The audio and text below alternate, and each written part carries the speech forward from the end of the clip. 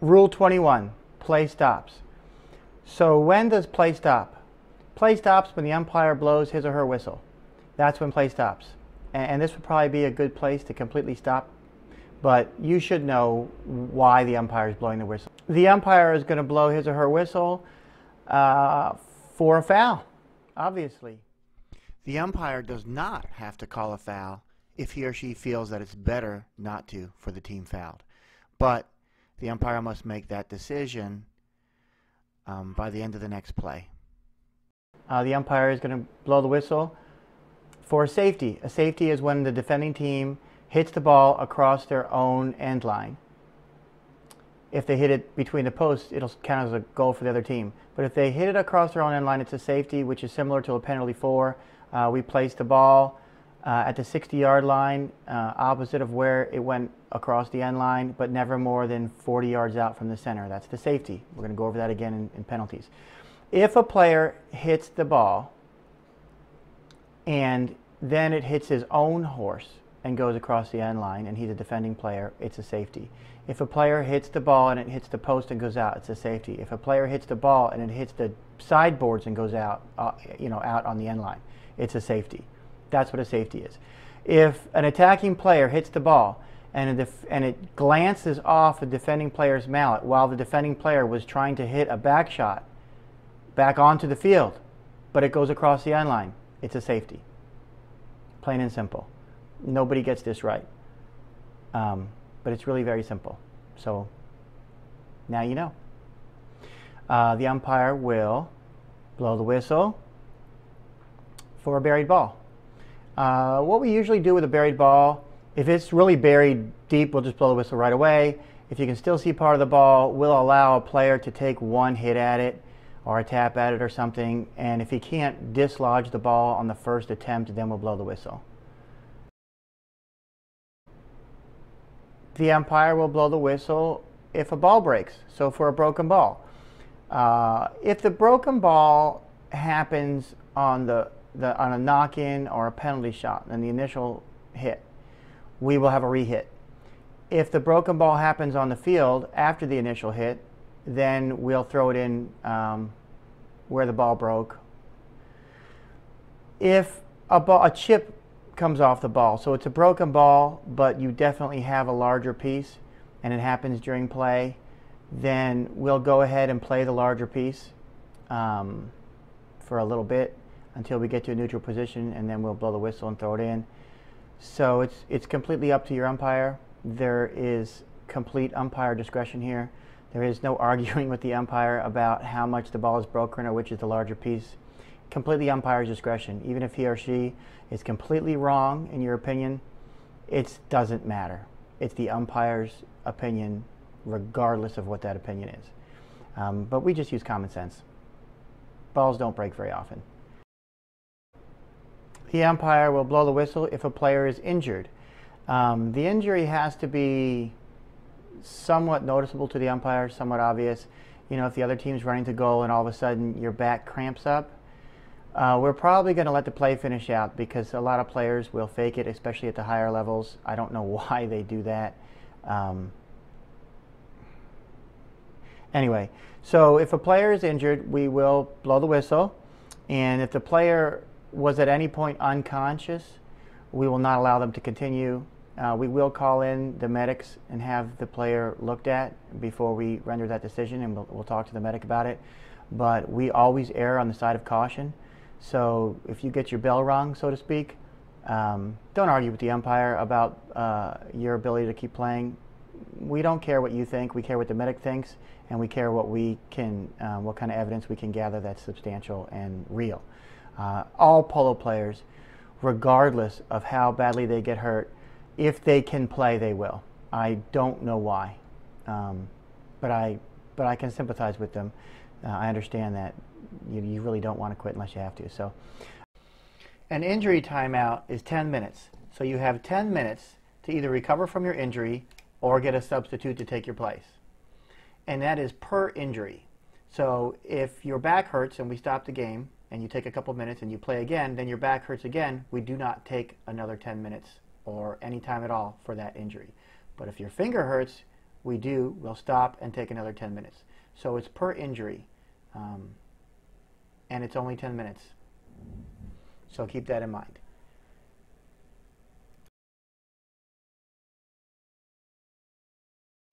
It doesn't necessarily begin at the moment that the player is injured.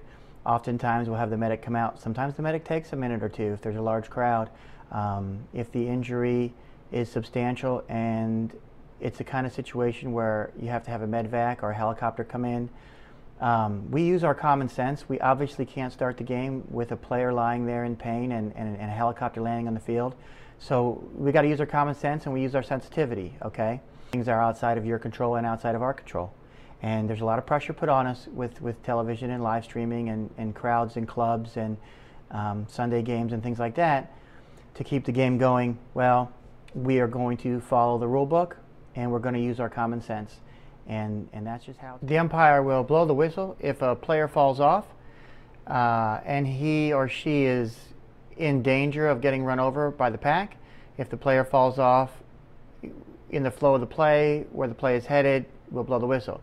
If a player falls off and he or she is completely outside of the play, one umpire will attend to that player and the other umpire will follow the play until the ball becomes neutral.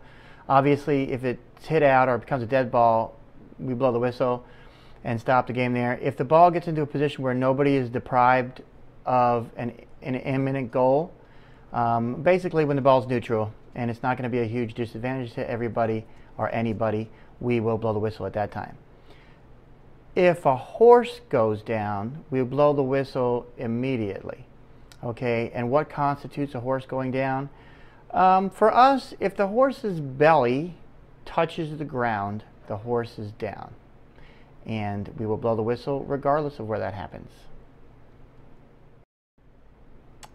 The umpire will blow the whistle if a horse is injured. If a horse is a little lame, and players usually don't notice this until there's a dead ball situation already, they'll ask us, hey, is my horse lame? Or, hey, I think my horse is lame. If that's the case and the horse looks anything but perfect, we'll allow you 5 minutes to go change horses. At that point, anybody can change horses, but we will throw the ball in when the player who was given the timeout specifically to change horse, when he or she returns, we'll throw the ball in. If that player is purposely delaying their change of horse to accommodate another player on their team changing horses, we'll give a penalty against him. That's delay of game. It's also unsportsmanlike conduct. Call it whatever you want. But that generally doesn't happen. And if a horse is visibly injured to us, if we see blood, if we see any sign of injury, we'll stop the game and tell you to go change your horse. An injured horse may come back and play depending on the nature of the injury. I can't imagine why you'd want to unless the horse was fine, but they can. There's a little discretion the umpires have here because every situation is a little bit different. So definitely have the permission of your umpire if you're going to take time out to change your horse. You can always change horses on your own time, always. That's never an issue. But when we stop the whole game for you to change, there needs to be a good reason. So injury to the horse is a very good reason for the umpire to blow the whistle. If you have broken tack and you need a tack timeout, you tell your umpire, hey, timeout. And then you tell them what it is. I need to adjust my spurs. I need to adjust my noseband. My bridle seems a little loose. Those are things we can take timeout when the ball is out of play and it's not going to advantage or disadvantage anybody. The more pressing things, you have a broken girth, something that could be dangerous. Anything that could be dangerous, we'll stop the game immediately. Sometimes there are borderline issues, like if your stirrup comes loose a little bit, we generally don't stop it if your stirrup leather falls off. But if it hangs down low and gets tangled in the horse's legs, that's a gray area. And the umpires oftentimes will err on the side of stopping the game unless somebody's on the way to goal. The other team's on the way to goal. We don't want to do that. Sometimes it's your own team that's on the way to goal and you don't realize it. Players get upset about that. So we'll determine if it's dangerous enough or not, but generally it's your girth, breaking your bridle, breaking in a way you can't control the horse anymore, that sort of thing. Yes, we'll stop it immediately. Otherwise, we'll stop it when the ball's neutral or out of play, which is also considered neutral. Okay, so when we do stop the game, we blow the whistle and you have attack time. So Tack time, you get 5 minutes. During that 5 minutes, you can do anything you want. Go off, get help. We'll allow people to enter the field with permission if they want to help you on the field, change, adjust, whatever. Some of us will help you ourselves. I do a lot of that. I'll hop off my horse and give you a hand if it's a lower level tournament and you guys are being nice. Of course, no question about it. So 5 minutes, and then we start up again. If it's something that's going to take, more than 5 minutes, or your umpire just, we're already late and the game is delayed and we've got weather moving in or something like that, generally we'll just tell you, hey, go fix this, or go change your horse. If you have a spare ready, go get on your spare, let them fix the tack for the rest of the period, then come back on that horse.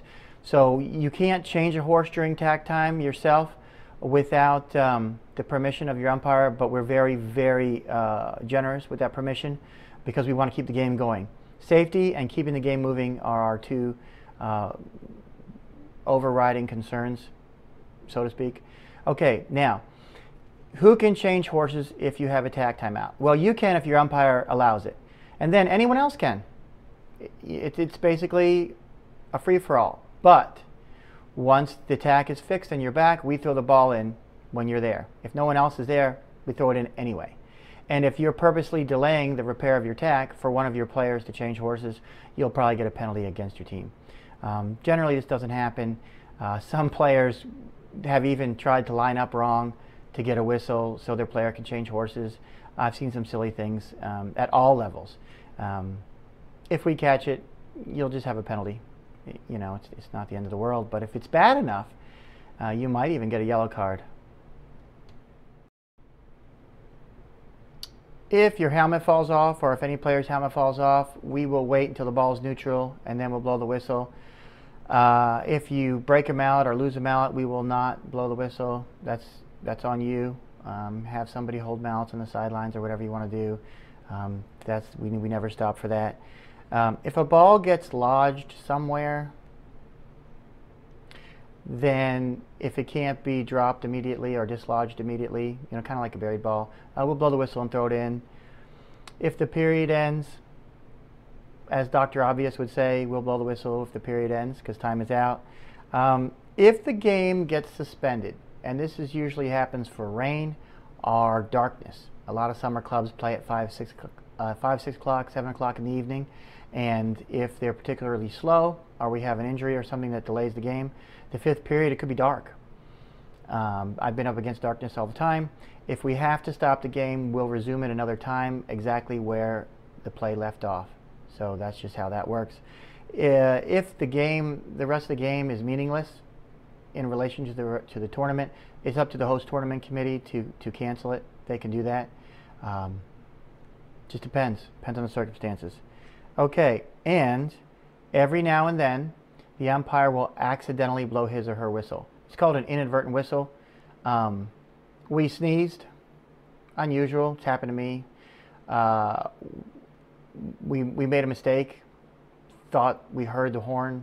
Sometimes clubs will run simultaneous games on fields next to each other, and then you've got horns going from that field and this field, and sometimes the clubs will accommodate and use long horns or several beeps or a bell, and sometimes they won't, and it's just our problem. So that can happen, and if that happens, we'll just throw it in and carry on. There's nothing we can do. We just do the best we can. And those are the circumstances when your umpire will blow his or her whistle. You should know there is an alternate version of Rule 21, and this is a choice for the host tournament committee to make in polo 8 goals and above. If the host tournament committee elects alternate Rule 21, and they can do that for 8-go polo and higher, then timeouts for injury to player or horse and timeout for tack is a little different than normal. Okay? If a horse is injured, if the injury is visible to the umpire will blow the whistle and say all may change. Get off your injured horse, lead him to the quickest meeting point to meet your groom, get on your new horse, come back, and the umpire will resume the game as soon as you are back. The other players, if they want to go change or whatever, that's their deal, but it starts when you get back. If the injury is not visible to the umpire, in other words, there's a possibility that you may be playing the system for some kind of ill-gotten advantage. So if the horse looks fine to the umpire, the umpire will blow the whistle, and you will get off your horse and lead him off. Again, quickest route possible. Meet your groom over there. As soon as you're off the field, the game will resume, and that horse cannot come back. If a horse falls, meaning the horse's body touches the ground, whistle, and it all may change. And of course, when you're back, was your horse that fell? When you're back, game starts. Okay. If you call timeout for a horse injury, then the umpire has the discretion to stop the game or not. If the umpire stops the game, you'll have 5 minutes to change your horse, but you have to get off and lead him off the field, quickest route possible. That sounds a lot like the normal rule. But that horse can't come back, and your teammates cannot change during this timeout. That's different. If they do change, if your teammates change and take advantage of that timeout, you'll get a penalty against your team, and the umpire will not wait for you to return, or your teammates. If he sees or she sees that your teammates have gone off to change horses, you're in trouble. So don't do it. Okay, tack time. In the alternate rule 21, tack time. If it's a safety issue, umpire stops the game. Period. If you have tack that is not a safety issue and you need tack timeout, if you can fix it yourself on the spot right there on the field, whistle, we wait. Usually that's in a dead ball situation. Otherwise, if you cannot fix it right there on the spot yourself, then go ahead and leave the field. And when you're off the field, the game will resume without you. So you can go change horses or fix it or do whatever you want. Okay? If the broken tack was caused by contact with another horse, then we wait. And you can go ahead and take the horse off the field and fix the tack, and we wait.